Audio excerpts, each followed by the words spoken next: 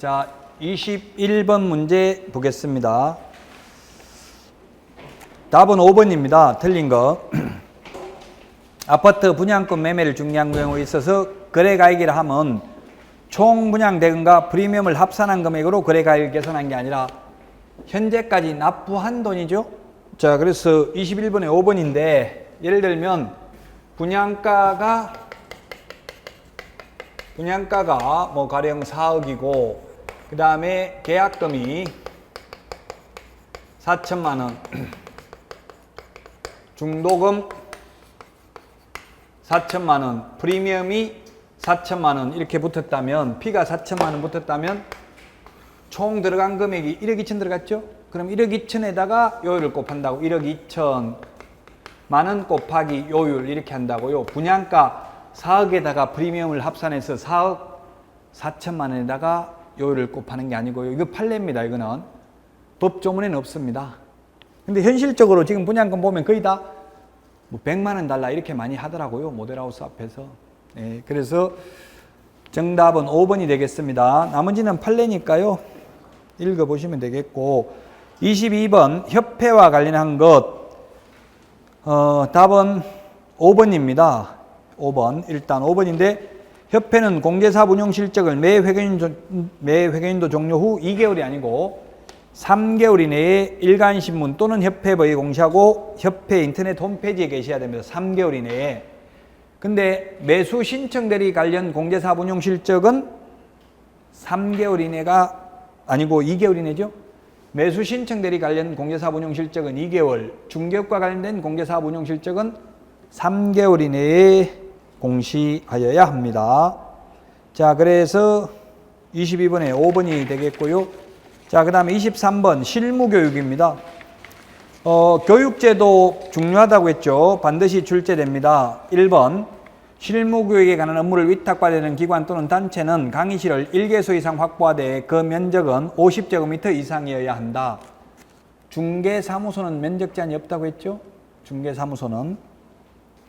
2번 실무교육 내용은 개업공개사 및 소속공개사의 직무수행에 필요한 법률 지식, 부동산 중개 및 경영실무, 직업윤리 등이고요. 교육시간은 32시간 이상 44시간이 아니라 28시간 이상 32시간 이하고요. 매수 신청 대리 실무교육은 32시간 이상 44시간 이하죠. 그래서 2번이 틀렸습니다. 3번 소속공개사는 고용신고일 전 1년 이내에 시도의사가 실시해야 하는 실무교육을 받아야 됩니다. 다만 고용관계 종료 신고 후 1년 이내에 다시 고용신고하려는 자는 실무교육을 받지 않아도 됩니다. 4번 직무교육 중개보조원은 고용신고일 전 1년 이내에 시도의사 또는 등록관청입니다. 작년에는 중개보조원 직무교육도 시도지사만 실시했습니다. 근데 올해부터는 등록관청도 실시할 수 있습니다. 다만 고용관계 종료 신고 후 1년 이내에 다시 고용신고하는 경우 그러하지 아니하다. 다 직무교육, 실무교육 유효기간은 모두 1년입니다. 매수신청 대리 실무교육도 유효기간 1년이고요. 교육받고 1년 넘었으면 다시 받아야 되죠. 그리고 폐업하고 1년 되기 전에 다시 개발하면 교육 안 받아도 되죠. 유효기간은 1년입니다. 5번 실무교육을 받은 개업공개사 및 소속공개사는 실무교육을 받은 후 2년마다 시도의사가 실시하는 연수교육을 받아야 됩니다. 연수교육은 2개월 전까지 통지해야 됩니다. 자, 실무교육을 받은 개업공개사 및 소속공개사라고 했으니까 아까도 말했지만 자격증이 없는 임원은 연수교육은 안 받습니다. 근데 자격증이 없는 임원도 실무교육은 받아야 되죠. 이 교육제도 반드시 시험에 출제된다고 했습니다. 중개사고예방교육은 10일 전까지 통지입니다. 시도지사는 이 교육 5가지 교육 중에서 시도의사가 할 수 없는 교육은 한 가지 있습니다. 매수 신청 대리 실무교육은 법원 행정처장이 지정하는 교육기관에서 받아야 되죠. 법원 행정처장에게 매수 신청 대리 실무교육 지정 승인을 요청할 수 있는 자는 대학전문대 협회만 가능하고요. 공기업 또는 준정부기관은 불가능합니다. 자, 그래서 23번에 2번인데요. 법제 34조에 있으니까 여러분들이 휴대폰으로 검색을 하셔도 법제처 법령정보센터에 들어가셔서 꼭 교육제도 비교하십시오. 올해 반드시 출제됩니다. 24번 업무정지처분에 대한 설명으로 틀린 것입니다. 답은 5번입니다. 앞에서도 이야기했지만 휴업은 3월 초과해서 휴업하려면 신고했기 때문에 재개할 때도 재개 신고해야 되지만 업무정지는 업무정지됐다고 업무정지됐다고 어디 출입문에 써붙지도 않고요. 등록증 반납도 안 했기 때문에 재개 신고하지 않습니다. 업무정지돼도 출입문에 써붙일 필요 없습니다. 그러나 매수 신청들이 업무정지되면 출입문에 그 사실을 표시해야 되죠. 자, 그래서 정답은 5번입니다. 업무정지는 재개 신고하지 않고요. 왜? 등록증을 반납하지 않았기 때문에. 그러나 휴업신고, 폐업신고는 등록증을 반납했습니다. 따라서 휴업했다가 재개하려면 재개 신고를 하여야 합니다. 자, 그 다음에 그 이번에 등록관청이 업무정지 처분을 하더라도 보고할 필요는 없다 했는데 보고는 오로지 자격 취소만 5일 이내에 국토교통부 장관에게 보고합니다. 또 하나 올해 보고가 신설된 게 뭐가 있냐면은 그 실거래 가격 검증 결과를 등록관청은 시도지사에게 보고해야 되며 보고받은 시도지사는 매월 15일까지 국토교통부 장관에게 보고해야 된다는 말이 올해 신설됐죠. 그래서 중요합니다. 지금 말씀드리는 것은 올해 신설된 내용들은 중요합니다. 이 지금 점수 연연해 하지 마십시오. 지금 점수 중요한 거 아니고요. 왜 틀리는지 확인해가지고 실제 시험에 잘 맞추셔야 돼요.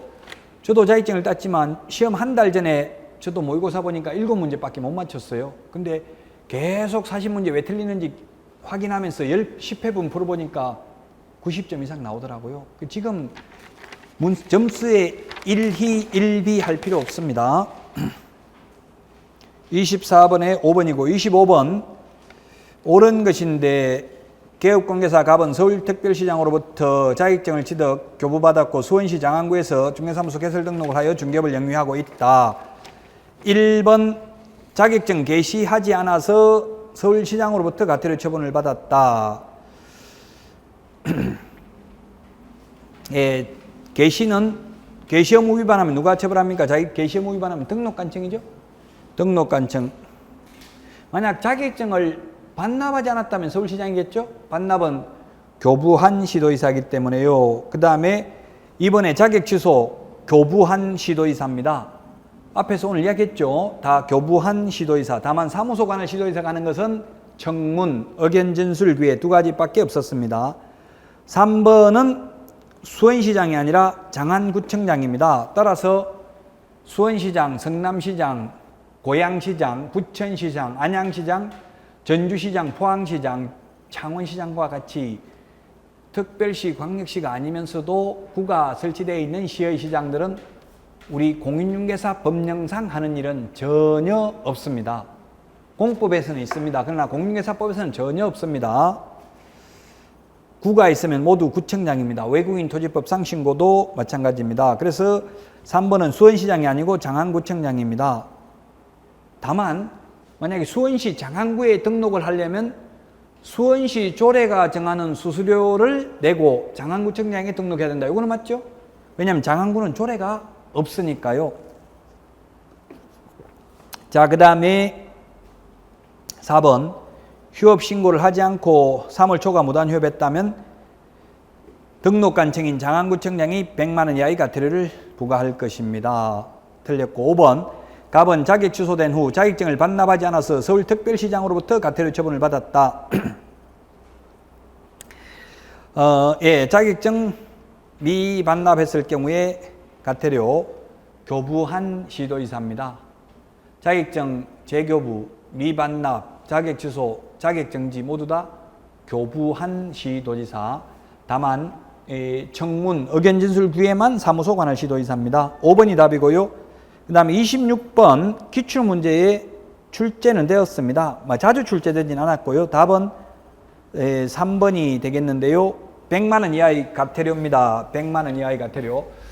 자, 100만 원 이하의 과태료 저는 이렇게 암기했습니다. 명칭, 광반납, 보이계휴. 이렇게 암기를 했고요. 이 앞에 4개가 구체적 기준이 50만 원이고요. 맨 뒤에 하나가 20만 원이고 나머지 중간에는 30만 원입니다. 자, 그래서 개업공개사가 공인중개사 사무소 또는 부동산 중개라는 명칭을 사용하지 아니한 경우, 중개인이 공인중개사 사무소라는 명칭을 사용한 경우, 이게 중요하죠. 최근에 신설됐기 때문에 중개 대상물에 대한 표시 광고를 하면서 개업공개사 명칭, 그 다음에 성명, 전화번호, 소재지 4개를 기재하지 않으면 100만 원 이하가 되려. 등록번호는 기재할 필요 없죠. 무등록 개업공개사가 이런 중개대상물에 대한 표시 광고를 하게 되면 1년 이하의 징역이나 1000만 원 이하의 벌금입니다. 그 다음에 이것도 중요하죠. 등록증을 반납 안 하면 7일 이내 반납 안 하면 50만 원, 자격증을 7일 안에 반납 안 하면 30만 원입니다. 구체적 기준. 보증관계증서를 교부하지 않거나 보장금액 등을 설명하지 않는 경우도 30만 원. 사무소 이전 신고 옮기고 나서 10일 이내에 이전 후 등록관청에 신고하지 않아도 30만 원. 개시 의무 위반에도 30만 원입니다. 개시해야 되는 건 등수보자 4가지입니다. 등록증, 중개보 수요일표, 보정설정 증명서류, 자격증 원본 개시하지 않는 경우 30만 원. 3월 초과 무단휴업, 폐업신고, 재개신고, 변경신고 위반 20만 원. 6월 초과 무단휴업은 임의적 등록 취소 사유입니다. 그래서 명칭, 광반납, 보이개, 휴 이렇게 암기하시면 되겠습니다. 자, 따라서 답은 3번 리얼입니다. 리얼에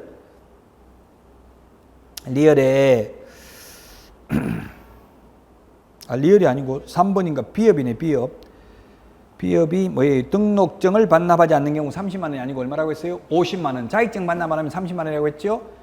그래서 26번의 답 3번이고요. 27번 3년 이하의 징역이나 2천만 원 이하의 벌금. 답 4번입니다. 답 4번. 이거는 단순히 암기해야 됩니다. 반드시 3년 이하의 징역이나 2천만 원 이하의 벌금. 무부관직상투 이렇게 암기했습니다. 무부관직상투. 무등록 개업공개사 부정한 방법으로 등록한 자 분양 관련 증서 매매를 여부를 하거나 중개하는 행위 직접거래 쌍방대리 투기조장 3년 이하의 징역이나 2천만 원 이하의 벌금. 시험에 이런 행정형벌이 2문제 출제되니까 암기하셔야 되겠습니다. 따라서 답 4번입니다. 기업에 등록증 양도대여 한 자 1년에 1,000만 원, 그 다음에 이중소속 1년에 1,000만 원, 디귿 부정한 방법으로 등록 3년에 2천만 원. 이 부정한 방법으로 등록하면 절대적 취소 플러스 3년 이하의 징역이나 2천만 원 이하의 벌금 플러스 포상금 지급 대상이다. 그 다음에 리얼에 보정 설정 없이 안 하고 등 개업을 개시하지 않았 중개업을 개시한 경우 업무 보정 없이 임의적 취소죠. 보증가입은 하고 보장금액 등을 설명하지 않거나 보증관계증서를 교부하지 않는 경우는 100만 원 이하가 되려고요. 미음은 직접거래 3년에 2천만 원, 비업의 무등록 개업공개사 3년에 2천만 원, 비밀 누설 1년에 1,000만 원이죠. 1년 이하의 징역이나 1,000만 원 이하의 벌금. 따라서 4번이 답이 되겠습니다. 28번 서울특별시 강남구 소재의 공인중개사인 개업공개사 갑은 경기도 오산시 소재의 임목에 대한 매매계약을 중개하였다. 옳은 것은 1번 임목에 대한 매매 효력은 그 집안인 토지에도 영향을 미치므로 임목의 매수인은 토지에 대한 소유권 이전 청구 이전 등기를 청구할 수 있다. 임목은 별도의 부동산이죠. 불가능합니다. 2번 임목을 만약 10억에 매매된 경우에는 중개보수 900만 원까지 0.9%. 주택은 매매는 0.9, 임대차는 0.8 범위 내에서 시도 조례고요. 주택 이외인 경우에는 첫 번째 85제곱미터 이하 주거용 오피스텔, 이게 중요하죠. 85제곱미터 이하 주거용 오피스텔은 매매는 0.5, 임대차는 0.4 범위 내에서 당사자 협의에 의해서 받고요. 그 다음에 85제곱미터 초과한 주거용 오피스텔, 85제곱미터 이하 비주거용 오피스텔, 임목, 광업재단, 공장재단, 토지, 상가는 매매든 임대차든 모두 0.9% 범위 내에서 당사자 협의에 의해서 받을 수 있죠. 올해 반드시 출제될 겁니다. 뭐가요? 85제곱미터 이하 주거용 오피스텔은 작년까지는 매매된 임대차는 0.9인데 올해는 매매는 0.5, 임대차는 0.4 범위 내에서 당사자 협의라는 게 중요합니다. 그래서 2번이 답이고요. 3번은 임목은 부동산 거래 신고, 주택 거래 신고, 계약서 금인, 토지 거래 허가, 농지 취득 자격증명 대상 모두 아니라고 했습니다. 그래서 틀렸고요. 4번은 확인 설명서 2의 서식이 아니라 임목 광업재단 공양재단은 4의 서식입니다. 5번에 금인 대상도 아니라고 했죠. 임목 광업재단 공양재단은 금인, 토지 거래 허가, 농지 취득 자격증명 전부 아닙니다. 따라서 2번이 답이고요. 29번 틀린 것은 했는데 1번 개업공개에서는 임차인에게 보수 150만 원 받을 수 있다. 자, 보증금 1억에 월세 200만 원이면 환산보증금이 3억이죠. 환산보증금이 3억이면 계약조건 1년. 계약조건은 볼 필요 없고요. 0.9%까지 받을 수 있죠. 0.9면은 39, 27, 270만 원 받을 수 있죠. 270만 원 받을 수 있으니까 150만 원 받을 수도 있다. 150만 원 받을 수 있다. 받아도 됩니다. 150만 원. 270만 원인데 합의된 보수는 0.5%라고 했네요. 355, 150만 원 받아도 되네. 어쨌든 0.5로 받아도 0.9까지 받을 수 있는데 합의를 0.5로 했네요. 합의됐으면 합의된 금액 안에서 받죠. 자, 그 다음에 이번에 권리금에 대한 것은 중개보수와 별도로 받아도 됩니다. 권리금은 중개상물이 아니기 때문에요. 그 다음에 3번 부동산 거래 신고하지 않아도 된다. 부동산 거래 신고는 매매만 하기 때문에 지금 임대차죠. 자, 그 다음에 계약기간 1년이지만 최초 임대차 기간을 포함한 전체 임대차 기간 5년을 초과하지 않는 범위 내에서 계약갱신 요구할 수 있는데 이 계약갱신 요구는 환산보증금 액수와 상관없이 할 수 있는 게 3가지가 있어요. 서울에서는 환산보증금이 4억, 과밀억제권역에서 3억, 그 다음에 광역시역사청, 기타지역 1억 8천 이하인 경우만 원칙적으로 상가금을 임대차보호법이 적용되는데 이 일정 금액을 초과하더라도 대항력, 계약갱신요구권, 권리금 회수기회 보장은 해줘야 한댔죠. 예, 그래서 4번도 맞고요. 5번은 금인받아야 된다 했는데 금인은 계약을 원인으로 소유권 이전할 때만 금인받습니다. 그래서 계약을 원인으로 소유권 이전하는 게 뭐가 있냐면은 매매, 교환, 증여 이 3가지밖에 없습니다. 그러나 부동산 등기 특별조치법 제3조 2항에 보면 판결서, 화해조서, 청구일락조서, 조정조서, 지급명령서, 배상명령서 이런 것도 배상명령서 이런 거 시험에 안 나오겠죠. 형사상 형사 재판에서 판사가 민사상 배상명령도 같이 할 수 있어요. 배상명령도 판결과 동일한 효력이 있기 때문에 이런 거 금인받아야 됩니다. 그런데 매매는 실거래가액 신고하고 신고 필증을 받으면 금인 안 받아도 되고요. 금인받은 것을 의제되니까. 근데 지금 여기는 임대차니까 안 받아도 되잖아요. 금인은 소유권 이전할 때만 금인받습니다. 검사하고 도장 찍는 게 금인입니다. 29번에 5번입니다. 30번 중요하죠. 권리금 올해 신설됐기 때문에 특히 중요합니다. 틀린 것은 아닌데 1번 임대차 목적물인 상가 건물이 유통산업발전법에 따른 대규모 점포, 준대규모 점포 즉 그래서 백화점, 할인매장, 재래시장 보호받지 못할 수 있습니다. 그 다음에 표준 권리금 계약서는 국토교통부 장관이 사용을 권장할 수 있고 표준 임대차 상가 임대차 계약서는 법무부 장관이라 했죠. 그 다음에 3번 임차인이 주선한 신규 임차인이 되리는 자가 임차인으로서의 의무를 위반할 우려가 있거나 그 밖에 임대차를 유지하기 어려운 상당한 사유가 있는 경우 권리금 회수 기회를 보장해 주지 않아도 되고요. 4번 임차인은 임대인에게 임차인이 주선한 신규 임차인이 되리는 자의 보증금 및 차임을 지급할 자력, 그 밖에 임차인으로서의 의무를 이행할 의사 및 능력에 관하여 자신이 알고 있는 정보를 제공해야 됩니다. 5번 권리금 보호 규정은 전대인과 전차인의 전대차 관계에는 적용되지 않습니다. 전차인은 권리금 회수 기회를 보장받을 수 없습니다. 또 1년 6개월 이상 영업용 건물로 사용하지 않는 경우도 보호받을 수 없습니다. 재개발, 재건축 권리금 보호받을 수 없습니다. 그래서 30번의 답 5번입니다. 권리금은 임대차 기간 만료 3개월 전부터 임대차 기간 만료 시까지 임차인이 권리금을 받아가는 것을, 새로운 임차인에게 받아가는 것을 임대인이 방해하게 되면 손해배상을 해야 되죠. 그 손해배상 액수는 신규 임차인이 되려는 자가 지급하려는 권리금 액수와 현재 임차인의 권리금 평가액 중에서 낮은 비율을 초과할 수 없다. 31번은 공법이니까요. 그냥 답만 보겠습니다. 국토의구획 및 이용에 관한 문율 답 4번입니다.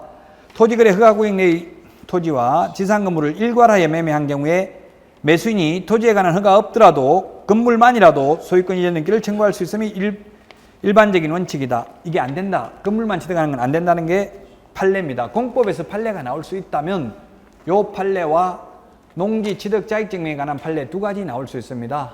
농지 취득 자익 증명은 소유권 이전 등기할 때 첨부해야 되는 서류지 법률행위 효력 요건은 아니다. 그 두 개 정도가 공법 시험에 나올 수 있죠. 31번의 답 4번입니다. 32번 틀린 것인데 역시 이거 공법입니다. 공법이니까 답만 보면 5번. 비농업인이 상속으로 농지를 취득하는 경우에는 농지 취득 자익증명 필요 없으나 10,000제곱미터 이내만 소유할 수 있으며 한국농어촌공사 위탁 시 20,000제곱미터까지 소유할 수 있다는 게 종정 규정이 있는데 지금은 개정돼 가지고 한국농어촌공사의 위탁 경영하면 무한대로 소유할 수 있죠. 그래서 답 5번입니다. 이건 공법 내용이니까 답만 보고요. 33번 확인설명서 1의 내용과 관련돼서 옳은 것입니다. 1번은 거래 예정금액은 일종의 시세인데요. 거래 완성 후가 아니라 거래 완성되기 전의 거래 예정금액을 말하고요. 개별 공시지가 건물 주택 공시가격은 중개 완성 후가 아니라 완성 전 공시지가 또는 공시가격을 기재합니다. 자, 그래서 개별 공시지가 공시가격은 확인설명서에 기재는 하는데 확인설명하라고는 되어 있지 않다고요. 또 전속중개계약 시 정보 공개할 때 공시지가를 정보 공개는 하라고 되는데 전속중개계약서 서식에는 공시지가를 기재하지는 않도록 입법화되어 있다고요. 2번 토지이용계획 공법상 이용제한 및 거래 규제에 관한 사항의 건폐율 용적률 상한은 토지이용계획 확인서를 확인하여 기재하는 게 아니라 시군 조례를 봐야 되지요. 3번 내외부 시설물의 상태, 벽면 및 도배 상태, 환경 조건은 중개사물에 대하여 계획관계사가 의뢰인에게 자료 요구하여 확인한 사항을 기재하는데 비선호시설 포함한다. 이게 틀렸어요. 비선호시설은 제외합니다. 비선호시설, 열병합발전소, 쓰레기 소각장, 화장장, 납골당, 옛날에 봉안당 이런 것들은 계획관계사가 직접 확인할 수 있잖아요. 의뢰인한테 물어보지 않아도. 그래서 비선호시설 포함이 아니라 비선호시설 제외입니다. 4번 중요합니다. 임대차의 경우 취득 시 조세의 종류 및 세율은 기재하지 아니하며 또한 토지이용계획 공법상 이용제한 및 거래 규제에 관한 사항 기재를 생략할 수 있습니다.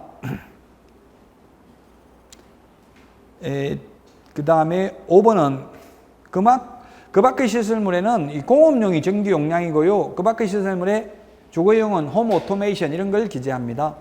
그래서 33번에 4번이 되겠고요. 34번입니다. 틀린 것은 했는데 공인중개사인 개업공개사 갑이 서울특별시 강동구 소재 아파트 임대차를 중개하였다. 1번 만약 전속중개계약을 한 경우에 개업공개사 갑은 공시지가는 공개하지 아니할 수 있다. 예, 공시지가는 공개하지 아니할 수 있습니다. 임대차의 경우는. 임대차가 아니면 공시지가 공개해야 되죠? 근데 전속중개계약서 서식에 공시지가를 기재하진 않는다고요. 확인 설명할 때는 공시지가 확인 설명하라고 되어 있지 않지만 확인설명서 서식에는 개별 공시지가와 주택 건물 공시가격을 기재하여야 합니다. 네, 임대차 확인 설명할 때 임대차의 경우는 생략할 수 있습니다. 임대차는 그 토지이용계획 공법상 이용제한 거래 규제도 생략할 수 있고요. 취득 관련 조세는 아예 기재하지 않습니다.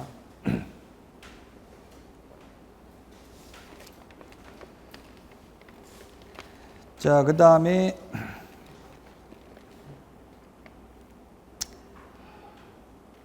2번 개업공개사 갑은 확인설명서에 공시지가 및 공시가격 기재를 생략할 수 있다. 뭐기 때문에요? 임대차이기 때문에. 그 다음에 3번 개업관계에서 가면 확인설명서의 공법상 이용지인 및 거래 규제를 생략할 수 있다.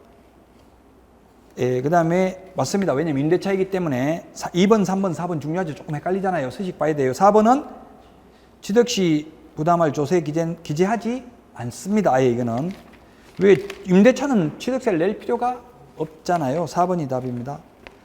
5번 개업공개사 갑은 임차 의뢰인에게 당해 아파트가 미분양 아파트인지를 설명해야 된다. 예, 그런 건 설명해야 되지만 4번이 틀렸습니다. 취득시 부담할 조세는 아예 기재하지 않습니다. 임대차인 경우에는. 34번에 4번이고요. 그 다음에 35번 판례는 일부러 길게 이해하라고 길게 되어 있는데 이게 실제 시험에서는 좀 짧게 나올 가능성이 많습니다. 35번 틀린 것인데 이렇게 답은 5번인데요. 틀린 거 해놓고 답을 5번 하면 끝까지 다 읽어봐야 되죠. 그래서 시간이 많이 걸릴 수 있습니다. 어렵게 내는 방법이. 자, 답은 5번인데 1번 개업공개에서는 선량한 관리자의 주의와 신의 성실로서 매도 등 처분을 하려는 자가 진정한 권리자인지 여부를 조사 확인할 의무가 있다. 그래서 진정한 소유자 확인하는 게 2번에 보면은 등기사항증명서와 주민등록증에 의해서 확인할 필요가 있고요. 그 다음에 3번에 등기권리증은 소유권 이전 등기 단계뿐만 아니라 그 이전의 거래에 있어서도 당사자 본인의 증명이나 처분 권한 유무 등을 확인하기 위해서 중요한 자료가 되는 것이므로 개업공개사로서는 매도 의뢰인이 알지 못하는 사람인 경우 필요한 때에는 등기권리증의 소지 여부나 그 내용을 확인, 조사하여 보아야 할 주의 의무가 있다. 예, 진정한 소유자인지는 그래서 주민등록증, 그 다음에 등기사항증명서, 그 다음에 등기필정보 이 세 개는 확인해야 됩니다. 물론 평소 알고 있는 저 사람이 소유자라는 걸 알고 있다면 등기필정보는 확인 안 해도 되죠. 진정한 소유자인지 모르는 사람인 경우는 반드시 등기필정보 등도 확인해야 된다. 그래서 시험에 주민등록증과 등기사항증명서만 확인하면 족하다, 충분하다, X로 출제됐습니다. 4번 종중 소유의 재산은 종중원의 총유에 속하는 것이므로 그 관리 및 처분에 관하여 먼저 종중규약이 정하는 바가 있으면 이에 따라 해야 하고 이 점에 관한 종중규약이 없으면 종중총회의 결의에 의하여 하므로 비록 종중대표자에 의한 종중재산의 처분이라고 하더라도 이러한 절차를 거치지 아니한 채 한 행위는 무효라고 할 것이다. 그렇죠? 5번이 답입니다. 비법인 사단에 있어서 총유물의 관리 및 처분은 정관 기타 계약의 정함이 없으면 사원총회 결의가 있어야 된다. 비법인 사단의 사원이 총유자의 한 사람으로서 총유물인 임야를 사용수익할 수 있다. 사용수익은 개별적으로 할 수 있고 관리 처분은 사원총회 결의가 있어야 됩니다.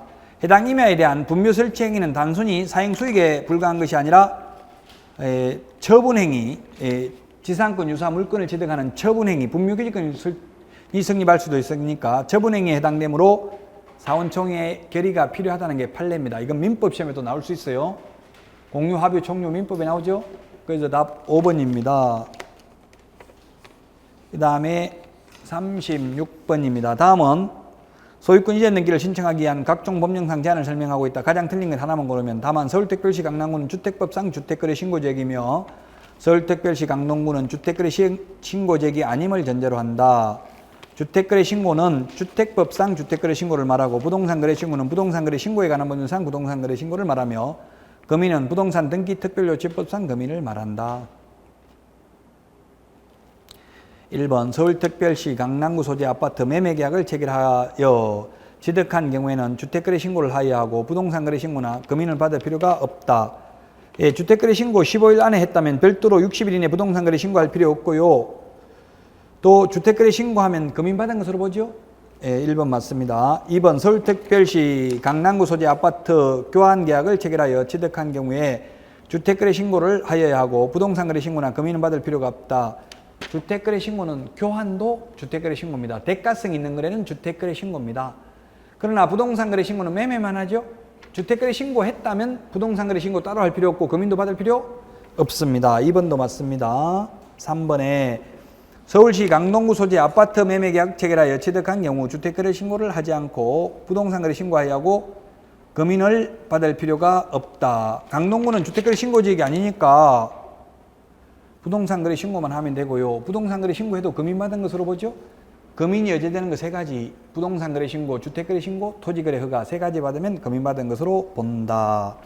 4번이 정답이네요. 서울시 강동구 소재 아파트 교환계약을 체결하여 취득한 경우에는 주택거래 신고하지 않습니다. 그 다음에 부동산거래 신고해야 한다는 말이 틀렸어요. 왜? 교환, 매매만 신고하니까. 그래서 금인은 받을 필요가 없다. 부동산거래 신고를 하지 않는다면 금인은 받아야 되겠죠? 그래서 틀렸습니다. 강동구는 주택거래 신고지역이 아니니까 주택거래 신고할 필요 없고요. 부동산거래 신고할 필요도 없습니다. 교환이기 때문에. 그러나 교환도 금인은 받아야 되죠?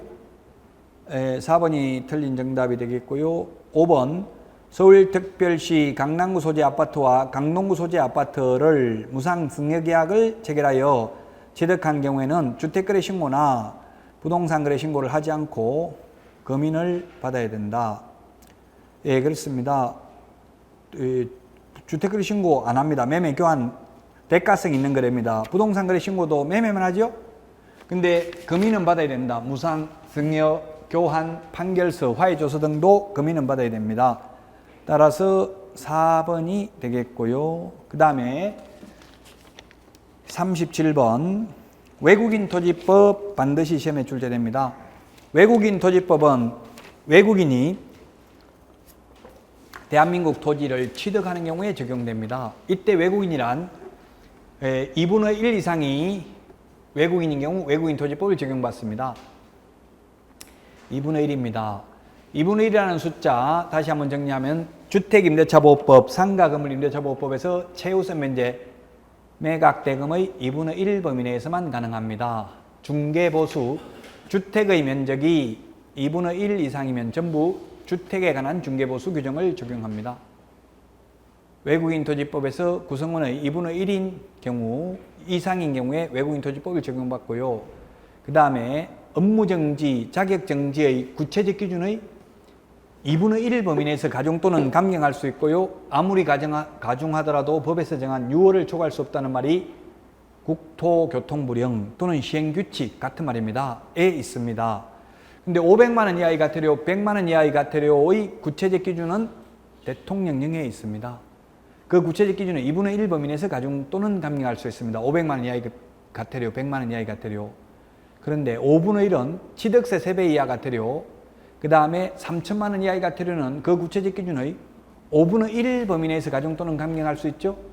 물론 취득세 3배인데 입주권, 분양권은 취득세를 내지 않기 때문에 취득가의 5% 범위 내에서 과태료를 부과하죠. 5분의 1 범위 내에서 가중 또는 감경할 수 있습니다. 자, 외국인은 또 외국의 영주권을 취득한 자도 외국인이 아니고요. 외국의 시민권을 취득한 자는 외국인입니다. 판례에 의하면. 자, 그 다음에 토지를 취득하는 경우라고 했는데 아파트를 취득하는 경우도 외국인 토지법이 적용된다는 게 판례입니다. 왜냐하면 집합건물 소유 및 관리에 관한 법률에 의하면 아파트 토지 지분만 따로 거래할 수 있는 것은 아니기 때문에요. 자, 그러면 1번 외국인이 상속으로 소유권을 취득한 경우에는 피상속인 사망일로부터 6월 이내에 신고해야 되고 안 하면 100만 원 이하의 과태료입니다. 신고는 사후 신고이기 때문에 신고를 하지 않아도 소유권 취득은 가능하죠. 자, 그래서 상속일로부터 취득한 날로부터 경매, 취득한 날로부터 6월 이내 신고 안 하면 100만 원 이하의 과태료, 계속 보유 신고, 대한민국 국적을 가지고 있다 외국인으로 변경된 경우에도 6월 이내 신고해야 되고 안 하면 100만 원 이하의 과태료입니다. 자, 그래서 2번이 틀렸습니다. 경매는 취득한 날로부터 6개월 이내입니다. 취득은 민사집행법에서 소유권 취득은 매각 대금을 다 낸 때 취득하죠. 그래서 매각 허가 결정일로부터 6월 이내가 아니라 취득일로부터 또는 매각 대금을 다 낸 때로부터 6월 이내에 신고해야 되고요. 이를 위반하면 100만 원 이하의 과태료 대상이 됩니다. 2번이 틀린 정답이 되겠습니다. 매각 결정일로부터가 아니라 매각 대금을 다 낸 때로부터 6월 이내입니다. 2번이 정답이고요. 3번 외국인이 매매계약을 통하여 토지의 소유권을 취득한 경우에는 계약일로부터 60일 이내 신고해야 되고요. 안 하면 300만 원 이하의 과태료입니다. 자, 그 다음에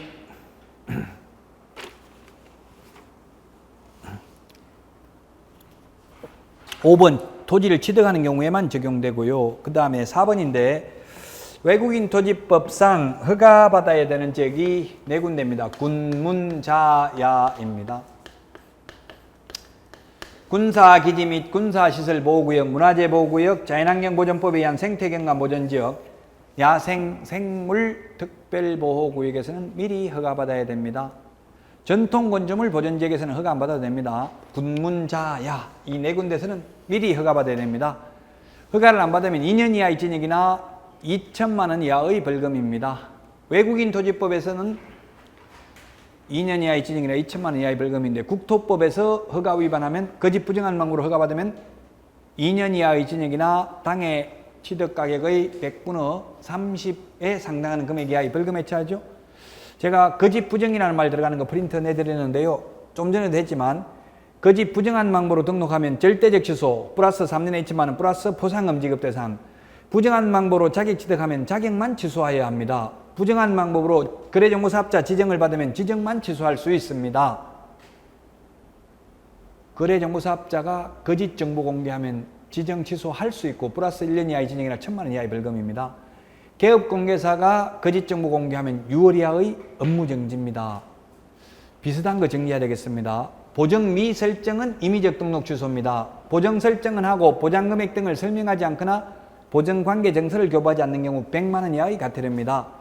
감독상 명령을 위반한 협회나 거래정보사업자는 500만 원 이하의 과태료입니다. 감독상 명령을 위반한 개업공개사는 6월 이하의 업무정지입니다. 비슷비슷한 내용 비교해서 정리하셔야 되겠습니다. 자, 그래서 4번도 맞고 5번도 외국인이 대한민국 토지를 취득하는 경우에만 적용됩니다. 이때 시장 군수구청장이 신고해야 되는데 아까 구가 있으면 모두 구청장이라고 했죠?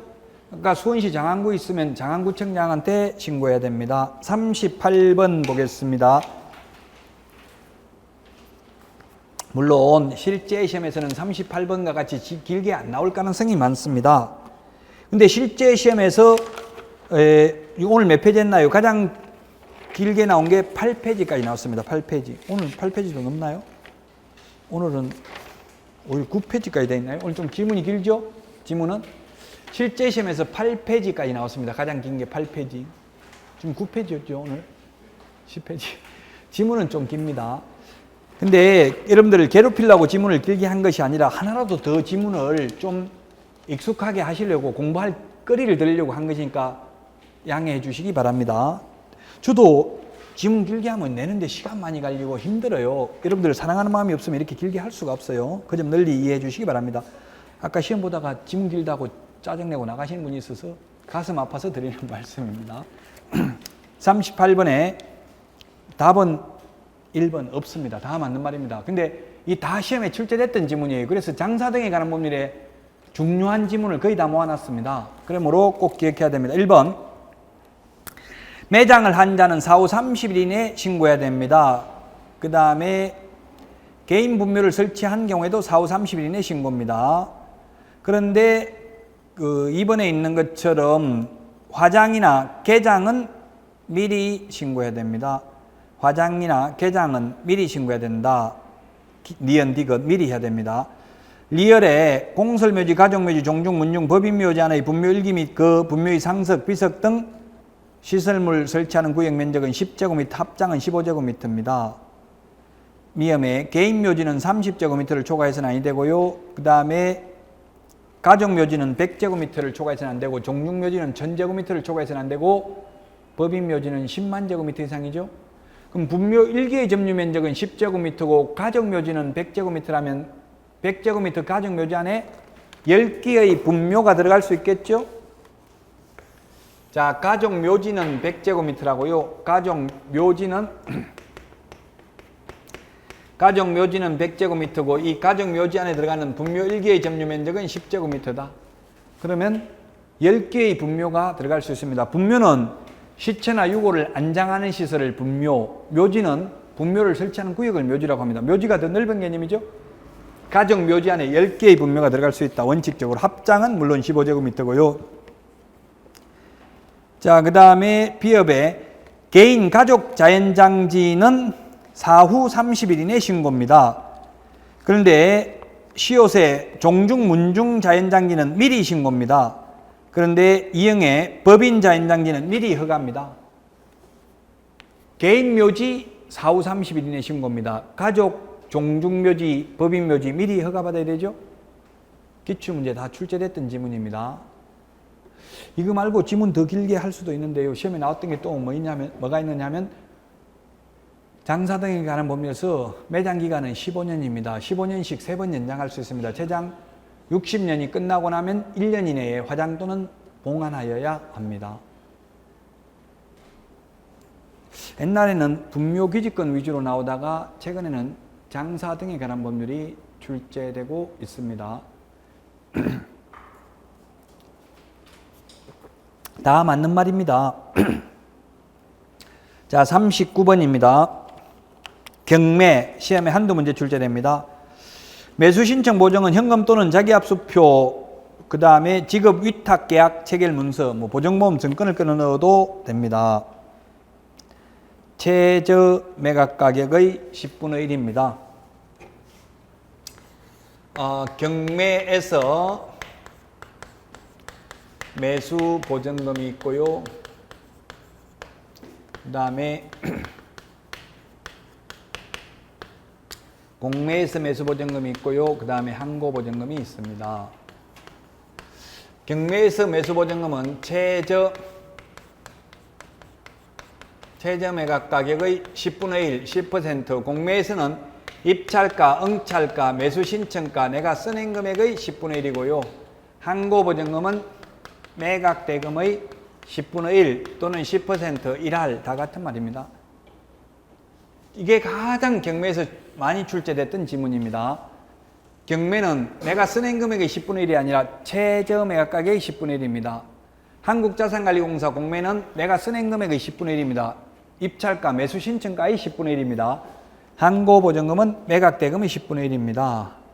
2번, 재고가 매수 신고를 한 사람이 2명 이상일 때는 추첨을 통하여 결정한다 했는데, 재고가 매수 신고인 2명 이상이면 추가 입찰을 하고 2명만, 그 재고가 입찰자만, 그 다음에 추가 입찰을 했는데도 또 동점자가 나오면 그때 추첨입니다. 그러나 차순위 매수 신고인은 처음부터 2명 이상이 나오면 추첨을 합니다. 2등은, 그러나 1등은 2명 이상 나오면 추가 입찰을 하고, 그래도 또 1등이 나오면 2명 이상 나오면 그때는 추첨을 합니다.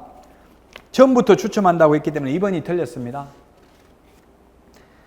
3번, 경매 신청이 되면 압류 효력이 생기고 취하가 되면 압류 효력이 소멸합니다. 4번, 경매 신청 기입 등기 후에 대항 요건을 갖춘 소액 임차인은 재우선 면제 받을 수도 없고, 유치권자가 있다 하더라도 유치권도 경매 신청 기입 등기 전까지 점유하고 있어야 되죠. 5번, 주택이나 상가나 모두 재우선 면제는 2분의 1입니다. 2분의 1 범위 내에서만 재우선 면제 받습니다. 그래서 항상 재우선 면제 받을 수 있다 하면 X죠. 텔레비에 요즘 많이 나오더라고. 급전세인가 싼 전세 있다 이렇게 해가지고 재우선 면제 받을 수 있다 해가지고 못 받는 경우가 많대요. 무조건 다 받는 게 아니잖아요. 2분의 1 범위 내에서만 받고요. 39번에 그래서 2번이 되겠고요. 40번입니다. 매수 신청 대리인으로 등록을 한 개업공개사가 설명해야 될 사항으로 틀린 것, 확인 설명해야 될 거, 우리 공인중개사법에서 확인 설명해야 될 거 9가지입니다. 기권, 이거 반드시 암기해야 되죠. 거공상태 환입조, 그 부동산을 특정 지을 수 있는 기본적 사항, 권리관계, 거래 예정금액, 중개보수 산출 내역, 토지 이용계획, 공법상 이용제한, 거래규제, 시설물의 상태, 벽면 및 도배 상태, 환경조건, 입지조건, 취득 관련 조세의 종류 및 세율. 그런데 매수신청 대리는 경제적 가치, 그 당의 매수 신청 대리 대상물의 경제적 가치, 이번에 있는 당의 대상물의 표시 및 권리관계, 그 다음에 법령의 규정에 따른 제한사항, 4번 소유권을 취득함에 따라 부담 인수하여야 할 권리입니다.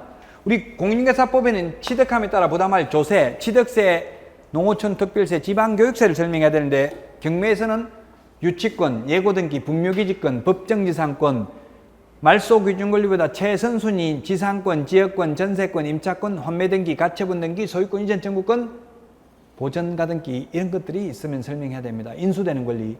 무조건 말소되는 권리가 뭐가 있었어요? 건저당, 저당권, 담보가등기, 압류, 가압류 없다면, 이런 것도 없다면 경매 신청 기입 등기 이런 거는 무조건 말소됩니다. 무조건 말소되는 권리, 무조건 인수되는 권리 뺀 나머지 권리는 말소 기준 권리보다 선순위면 인수되고 말소 기준 권리보다 후순위면 말소된다. 이런 인수되는 권리는 설명을 해야 된다고요. 5번이 답입니다. 내외부 시설물의 상태인데 이 내외부 시설물의 상태는 중개대상물 확인 설명해야 되는 거죠. 내외부 시설물의 상태를 확인할 수 있어요, 없어요? 거기에 세입자가 사는데 들어가도록 문 열어주겠어요, 안 열어주겠어요? 경매 넘어가고 있는데 세입자 문도 안 열어주죠? 들어가 볼 수도 없습니다. 그래서 답 5번입니다. 그래서 중개대상물 확인 설명해야 될 것, 매수신청대리 대상물 확인 설명해야 될 것, 중개사무소 등록기준, 매수신청대리 등록기준 이걸 비교해야 됩니다. 매수신청대리와 중개업. 예를 들면 우리 중개사무소 개설 등록 처분 통지는 7일 이내, 매수신청대리인 등록 처분 통지는 14일 이내, 우리 중개사무소 업무정리는 6월이야. 매수신청대리 업무정리는 1월 이상, 2년 이하.